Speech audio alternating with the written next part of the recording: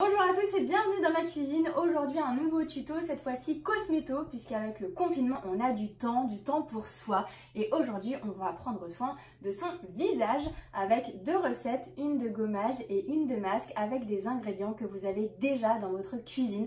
Donc vous allez voir, on va faire hyper simple mais surtout hyper efficace.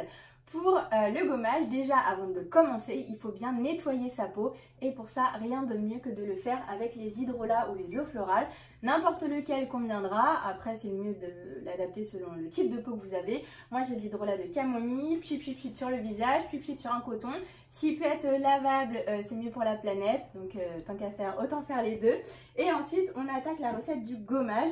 Pour ça, vous allez avoir besoin de marc de café. Alors le marc de café, si vous utilisez des cafetières normales ou les cafetières italiennes, ce que moi j'utilise, c'est beaucoup plus facile de le prendre. Si vous utilisez les capsules en dosette, il faudra l'ouvrir et récupérer le marc de café à l'intérieur. Ça a des propriétés exfoliantes mais très légères, en plus d'être un bon antioxydant et qui relance la microcirculation cutanée. Pour renforcer sur le pouvoir exfoliant, on va ajouter du sucre en poudre tout simplement.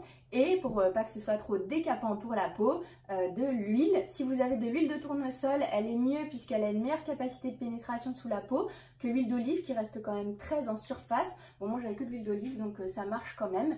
Donc la recette, c'est une cuillère à soupe de marc de café, une cuillère à café de sucre en poudre et une cuillère à café d'huile. Vous mettez le tout dans un petit ramequin et ensuite vous venez appliquer cette mixture sur votre visage. Vous faites des petits mouvements circulaires pour exfolier, donc sur le visage et le cou, et ensuite vous rincez à l'eau tiède. Je l'ai fait hier soir, c'est plutôt hyper agréable et quand on se rince la peau, vu qu'on a mis l'huile, on a déjà la peau qui est douce.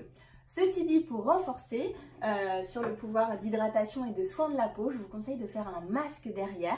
Et là, vous allez utiliser du gel d'aloe vera avec du miel. Le gel d'aloe vera, c'est un actif qui est très hydratant, très apaisant, qui est très bien toléré par tous les types de peau, même les peaux les plus sensibles. Quant au miel, c'est un actif qui est très nutritif, très cicatrisant, très apaisant lui aussi. Et donc le binôme miel plus gel d'aloe vera, pour les peaux sèches et sensibles, c'est juste un petit bonheur.